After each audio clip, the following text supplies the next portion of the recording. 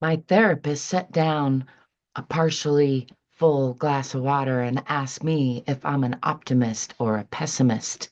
And I drank the water and told him I'm a problem solver. Welcome, friend. This is the Authentic Action Podcast. I'm your host, Angel, and today's topic is emotional fitness. This has been a topic on my mind for years now as I've been writing a book, which has been almost about to come out for a year now. So hopefully, any minute, the shift will be indeed available. Um, and it is about emotional fitness. And I use that term because I come from a background of physical fitness study and, as a massage therapist for 12 years. And emotional fitness, I think it's helpful to look through that same lens of fitness at our emotions as it can be helpful to look at our physicality and our spirituality, probably. But um, when I think about fitness, I think about balance and strength and flexibility. And for emotional fitness, similarly, there's a balance um, between resilience and our ability to express our emotions in healthy ways and adaptability and flexibility, our ability to get back to a regulated state when we get knocked off track and become dysregulated. So my book, The Shift, is really focusing largely on how to recognize when we're dysregulated and understand the reasons that we become dysregulated and how that's just natural and doesn't mean there's anything wrong with us. And there are really simple, easy, effective, quick tools that we all can learn and use to re-regulate ourselves more quickly and also to develop more of that strength or that resilience so that I like to think of it like a bandwidth where we can expand our capacity to feel our feelings in healthy ways, express our feelings in healthy ways without becoming dysregulated and maybe even interact with other people as, person who's able to hold that calm, coherent space while other people are dysregulated without becoming dysregulated ourselves. And I'm sure we're all familiar with that effect that we have on each other when one person is in a low dark place or frequency, it can drag everyone around them into a low dark place or when someone is elevated and angry and having a lot of chaotic energy around them, it can often stir up that energy in other people. And when one person is calm and coherent and smiling and exuding that energy into a room, those type of people can walk into a room and change the energy of the whole room. Um, and I think most or all of us have experienced that. And I would urge you to explore if you can embody more of that calm, coherent side of your capacity. And I think if we all can do that, then the world can become a better place. So um, that's a quick overview of what I'm about to dive a little more into. Probably today's episode will be relatively short, although I never really know. This is me freestyling it. I do have some rough notes here, and um, let's get into it then. So, emotional fitness, as I already explained, is about balancing um, our capacity to feel our feelings fully and knowing how to recognize when we're not really feeling our feelings fully and or when we're dysregulated and maybe feeling them um, in a skewed way. And I wanted to phrase it that way because I think most of us are familiar with the fight or flight aspect of being dysregulated, but there is also the freeze aspect, and I would add the fuck aspect actually. So um, the four F's, and often it's called the three F's, or just um, fight or flight is what it used to be called, and that's the parasympathetic nervous system where, it serves us very well when there is an emergency. And so does the freeze response, and so does the fuck response. The fuck response is different in that it's pulling us toward what we want instead of away from what we don't want, or freezing us so that we don't, um, so that we don't escalate a situation. But it is still a form of dysregulation because it can bring us into that center or smaller brain, or sometimes called the reptilian brain, um, amygdala, part of the center of the brain, right above the brain stem there. And that part of the brain is great for getting us out of emergency or helping us get a mate sometimes, but it's not so good at higher level thinking, like logicaling things. Logicaling, yeah, that's the word I used. It's not so great at giving us access to our whole brain because it's meant to help us act very quickly without having to go through that whole cycle of thinking. So I think that our media has been increasingly capitalizing on, when I say our media, I mean network programming has been,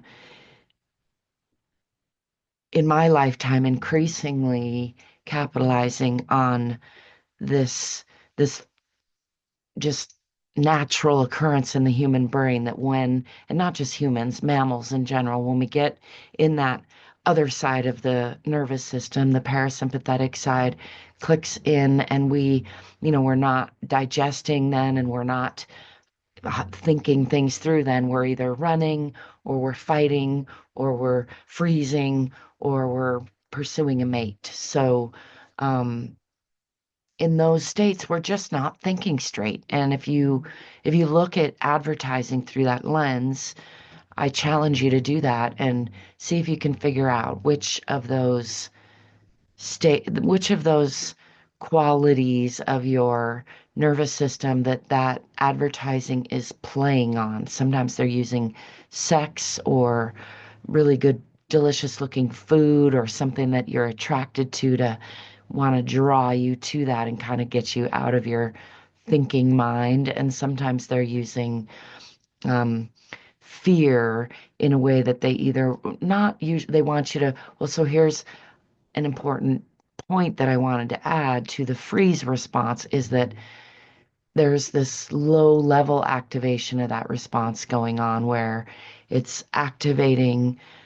When I say it's, again, the programming is often, advertising is often activating a fear response in us, or an anger response is very popular, a rage response. And then that sometimes causes us to quickly get overwhelmed and then activate this numbing kind of freeze response in us where we shut down because we don't have the capacity to feel our feelings or express our feelings in a healthy way. And so we numb ourselves with alcohol, or more programming, or I tend to like cupcakes. um, whatever method that we use, the end result is that we're getting less and less healthy, or further away from our own optimal wellness, which is that balance, that fitness, where we would be able to be resilient and be flexible and handle the ups and downs of life without having to check out for long periods of time, or develop these unhealthy habits, which so many of us, myself included, have been developing in this, again, in my lifetime. So the first step in becoming fit, like more resilient, is learning to recognize when we're in that dysregulated state. And in order to do that, we need to practice more self-awareness. So kind of the first step that I recommend and that I have had to do myself, which is get more self-reflective, really be noticing when my emotions are getting revved up in any direction, negative or positive, and taking note. Of course, it's sort of easier, not sort of, it's definitely easier to notice the negative than the positive because we tend to want to just get submerged in the positive. And I think that's lovely. And if it's not creating any problems, then that's perfect. But I have at times been overwhelmed by positive feelings that weren't serving me very well and were ways of like checking out. And I'm hesitant there because I think it's a little complicated, or maybe I just haven't figured it out really well yet. But um, yeah, I welcome your feedback on any of that if you have any thoughts. I think that ultimately all of us can access some easy tools that humans have been using for a long time. That includes like pausing and questioning the narrator that's going on in our head, and um, often doing some breathing exercises, maybe splashing cold water on our face, maybe changing our environment, going outside for a walk, or getting up and stretching, or just, pressing pause on a conversation if it's getting too elevated, or recognizing if we're watching some programming or listening to some programming that is activating or triggering us. It's a great opportunity if we can recognize that and then reflect back on, why, get curious. Why is that activating? What about that is activating? What in that is reflective of something in myself that I am denying, basically, because ultimately that's what I found in my own journey of healing and self-discovery, and this shift that I'm writing about in my book, The Shift, um, is, there's a lot of iterations, and I like this symbol, the wheel of life. 'Cause to me, it's representative of that iterative process that happens in life. So, but it's not just that we're going around and around and redoing patterns, which we are, but there's also this expanding quality as we do that. Hopefully, if we're learning from our experiences, which, I do better and worse at different times. And I think that's true of most of us. But um, I think it's so important to practice this self-reflection, and along with that, self-compassion. And when we can do that, then we learn to extend that self-compassion to one another, I think, very quickly, because we see that we're all fallible, that we're all, doing. I get a lot of pushback to saying we're all doing the best we can. I know it's hard to see that in one another, and maybe, I could easily, it depends on the scale you're measuring me on. I could easily agree that I'm not always doing my best. And at the same time, I could argue that I am doing my best. Like whatever I'm doing, that is my best at the time. And really the reason I keep trying to bring more self-awareness and reflection into my life is so that I can continue to improve. And hopefully I'm doing that. Pardon me. And hopefully you're doing that as well. In my experience, most people are doing that, not all, but that's still, there are usually reasons that people are doing that to the various degrees we are and aren't. And so, none of us is really conscious of even everything in our own worlds and lives that's going on. So we're certainly not conscious of what's going on in someone else's worlds and lives. And I believe that the more we can share our diverse perspectives with one another, hopefully with some, respect and some grace and some compassion and some curiosity, then the more we can expand our own ability to comprehend ourselves and, the extended universe that we're a part of. So I don't get too far out on you, but that's where I'm coming on from in all of that. And that's a good place to interject a word from my sponsors, which is me. I don't really have some sponsors. I just like to put a space holder for that. But I am my sponsor. I mean, that it's not that I don't count, but I have a business called the Sleeping Dragons Company where I have essential oils, phthalate-free perfumes, aromatherapy blends, and other self-love and compassionate products like some stone hearts and creativity supplies like natural pigments. So if you're interested in that sort of thing, check that out at sleepingdragonsco.com. And that will right now take you over to Etsy, maybe eventually back to our website, which is under construction right now. Um, and the Authentic Action Academy, the sister project to this podcast, which is right now building a community over on the school platform. That's SKOOL. And I'm pretty sure that's going to be the case for at least all of 2025, although you never know what's going to happen. There's a lot of new stuff popping up. And so, um, in any case, you can connect with me. I'd love for you to be on my mailing list and join our community. It's aimed mostly at parents of neurodiverse children. And also, I have a slant toward just single parents and children of single parents in general. So that gives you an idea. But it's really very all inclusive, and we welcome people from all walks of life and frames. I'm trying to build a community that explores multi-sensory education and, just expand our ability to communicate with each other and to teach through learning and learn through making mistakes, as, it's often thought of, but not being afraid to try things even if we don't get it right the first time. Back to my notes over here. I think it's important to point out right now that there are a lot of factors that seem stacked against us when it comes to staying regulated. As I mentioned already, the um, network programming that a lot of people, you know, go sit down and ingest regularly, which is which has an agenda to dysregulate us more and more.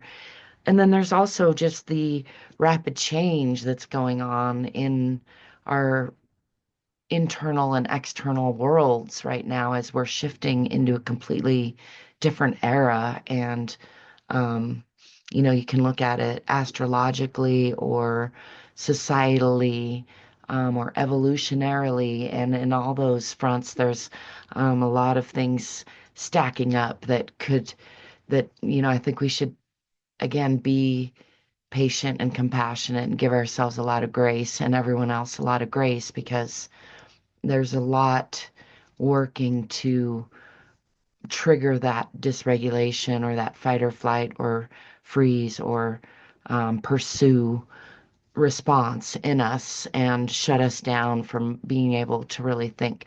So this is why, therefore, I tune myself daily as regularly as I can. I've really come to understand that if I don't take time every day, really twice a day, and probably more would be even better, to tune myself up, to check in with my body, I'm really liking sound healing lately. I do some humming, some chanting, and that's to vibrate the vagus nerve. And I also just find it helps me breathe better and opens things up and improves my mood in just a few minutes.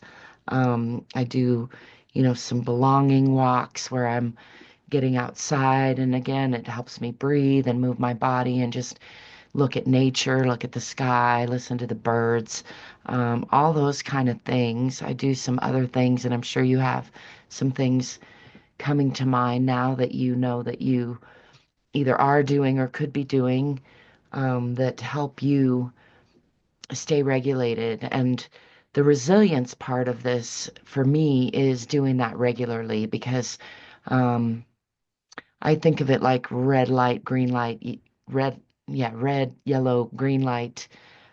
tools in a lot of ways where sometimes when I realize I'm in a dysregulated state, then I have to not have to, but I try to as quickly as possible recognize that and then use one of my red light tools, which are like asking myself if that's really true. Hopefully, usually breathing is the first one, noticing, slowing down my breathing, then trying to get it more regular, usually with some box breathing, then noticing what thoughts are running through my head and asking myself, my internal narrator, if that's really true, or just starting to be curious about what was I just thinking about that created that dysregulation, or what was I listening to that triggered that in me, and if it's unclear, then digging a little more. And then even if it's clear, digging a little more under that is often helpful because a lot of times the first answer that our brain gives us is not really the truth, the whole truth, and nothing but the truth. So, self-inquiry again comes, into play. And then that brings me into those are kind of the yellow and green light tools that I use are journaling and more self-inquiry and self-reflection. And often I'll write on journal about something, especially if I notice a pattern that's coming up a lot. I do a lot of tracking of things, of my mood and other things so that I can notice patterns and also look back and reflect and see improvements or lack of improvement. All those things are very helpful for building that resilience over time. I work on building healthy relationships, trying to learn how to communicate effectively and in ways that don't hurt others or myself, which is an ongoing journey for me, and I think for many of us, at least most or many of us. So, um, yeah, I encourage you to think about what are the ways that you are building resilience in your own life and what areas are you getting triggered or activated in that maybe could use more of your attention. Um, I think, again, we all can learn new skills or improve the skills we have. And if you feel like you don't have the skills or tools, then the book I'm writing and many, many other things out there are there to help you with that. There are tools. You can learn them. They're free. They're easy. They're simple. They're not necessarily easy because we get in our own way. We have all these internal beliefs and blocks and obstacles, and we've often set up environments. I personally tend to have collected a lot of clutter that's indicative of some traumatic stuff in my own internal environment that hasn't been fully processed yet. So as I do process it and untangle it, I see that reflected in my external environment, and that helps me build that momentum and know that it really does work. They are a reflection of each other. And it's kind of neat because you can create more internal clarity by cleaning up your external environment, and you can also create more external coherence and clarity by cleaning up your internal environment. They're actually the same thing on some level, even though, I just expressed how they're different and we all have an understanding of that. However, we understand it, it's probably not identical. Anyhow, I don't want to ramble on too long in this episode because it was my birthday yesterday and I'm going to dinner with my family. My mother's birthday was last week and my brother's birthday is next week. And so we often get together for a nice family meal.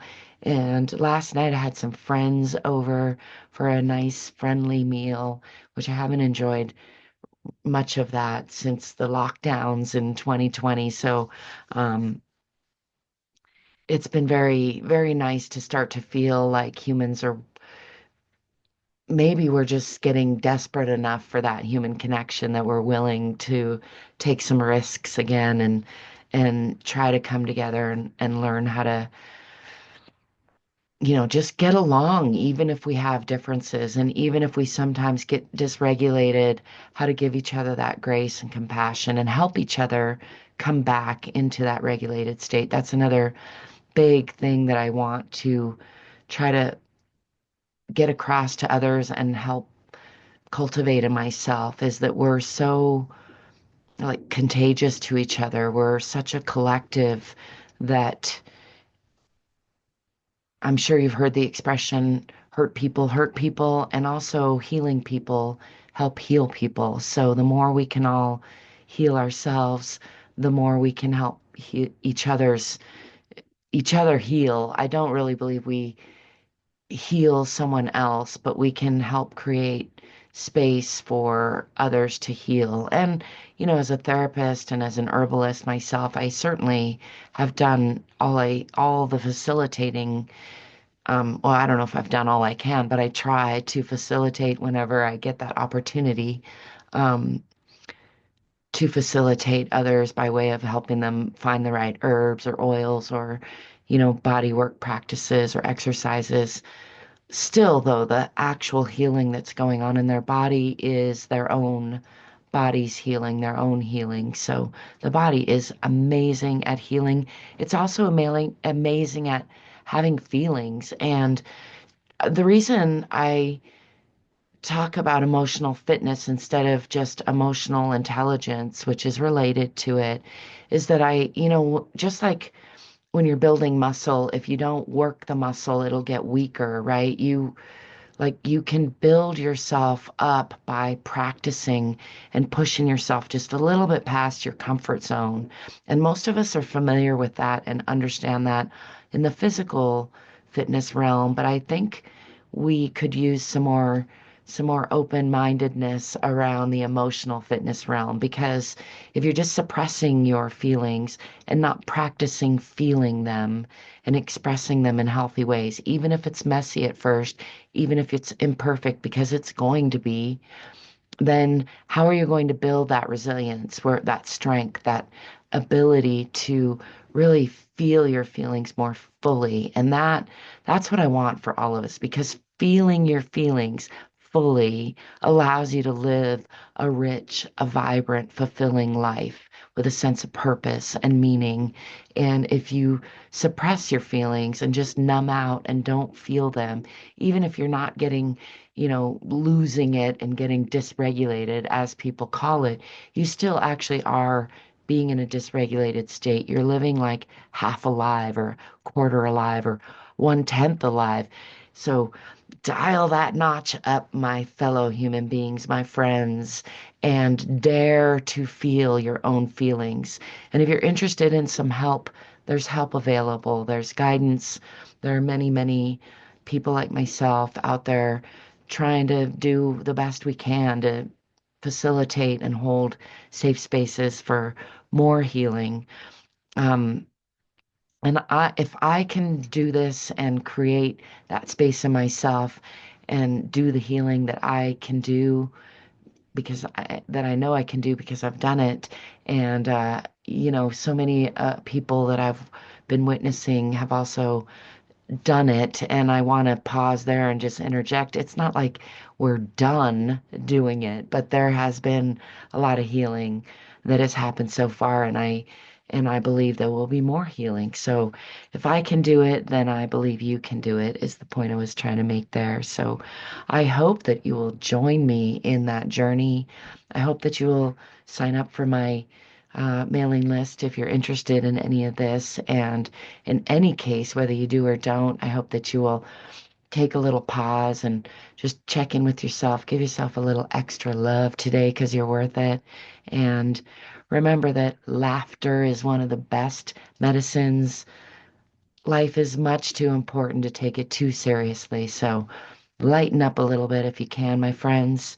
On that note, I am going to sign off with another silly joke, because that's what I'm trying to sandwich all these authentic action podcast episodes in. And I do thank you for joining me on today's episode of the Authentic Action Podcast. I thank you for being you and let me be me. I thank you for staying curious and courageous, and hopefully aiming to be more fit so you can be more free. I hope you, if you, I hope you will check out our sponsors, the Sleeping Dragons Company, and get yourself something nice, or get something nice for someone that you love. Practice a little self-love, a little more self-compassion, and join the Authentic Action Academy community if that sounds resonant to you, like something that you're interested in. And enjoy a fantastic day. Here's your joke for my sign off. My therapist told me I might have marriage phobia, and he asked me if I had any symptoms. And I said, I can't say I do. And he said, yeah, that's the main one. But see ya. Ciao for now.